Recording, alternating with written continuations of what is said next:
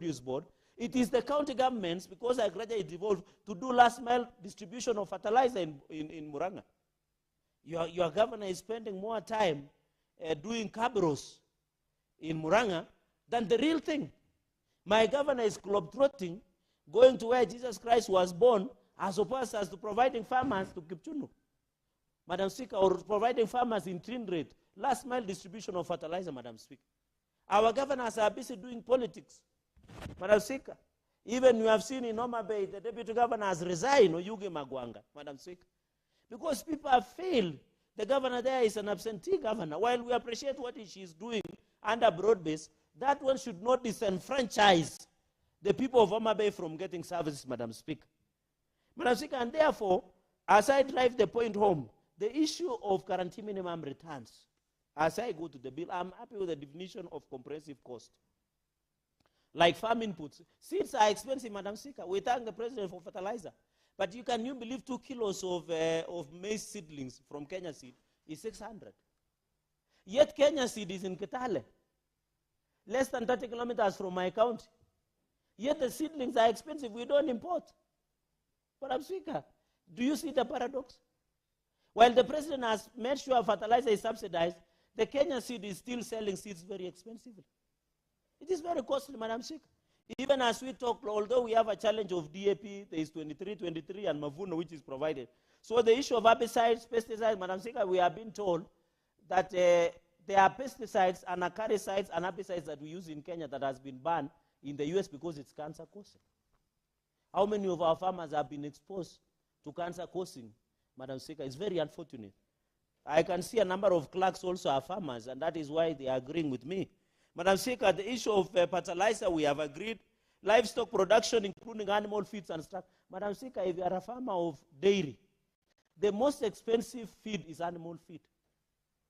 Can you believe we are exporting animal feed from Uganda? Even eggs. We should be embarrassed as a country. I want to challenge you, Madam Speaker, and I know you are a farmer. If you see the cost of running dairy farming, you will be shocked. It's costly. It's too expensive, Madam Speaker. And therefore, we must give cushion. Because if we have to get animal feed from Uganda, what are we doing? Even drugs, Madam Speaker, for the ones to deworm our animals and many others. So I'm happy. In your definition, you have improved it as a comprehensive cost. Labor, Madam Speaker, you know you hire laborers, you know they do farm laborers. You hire one in the morning, by afternoon they are gone. You hire one in the evening, by morning they are gone. So the issue of labor cost is still, because if today, Madam Speaker, if we are to implement the minimum wage of our laborers in our farms, no one will be able to afford them.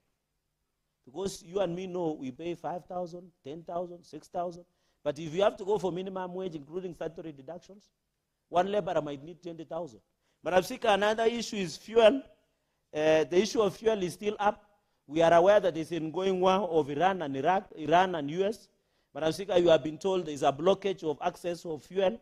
So we expect it to go up, Madam Speaker, because we have subsidized fertilizer. The seeds are expensive. The fuel is expensive. And then you have to lease the land. The issue of irrigation and machinery. Madam Speaker, I want to appeal to the government and county governments. Why don't they give us tax exemption for farm machinery? So that the cost of production is lower as opposed as the cost of output, Madam Speaker, so that we get profit. The reason most Kenyans shy from going to farming, especially my generation, is because the high cost of production. I doubt, Madam Speaker, if young people, I don't know who is young in this room, maybe Mercy, your clerk, could be among the youngest in this room. I doubt if they can go today and agree to do farming. They might not, because the cost of production is still high. Madam Speaker, you are today in the issue of water. And Murang'A is I don't know why Murang'A there is a lot of problems. The governor there has completely, he cannot run that county. Because how can he allow the Water Resource Authority to impose, Madam Speaker, domestic use water from 50 cents has been increased to 2 shillings and 50 cents. That is quite expensive. And you know Murang'A people use a lot of water. Go to Mwea.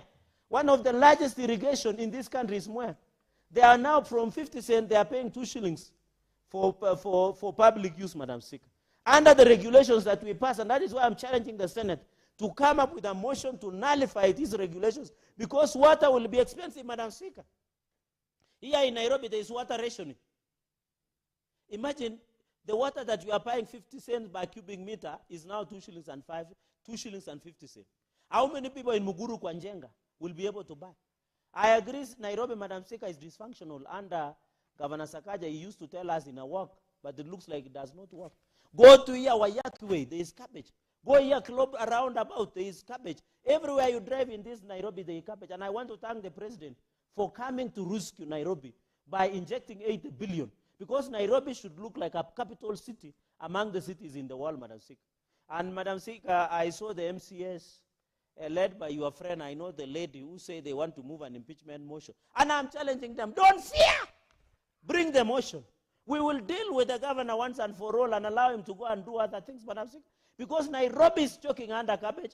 Madam Speaker,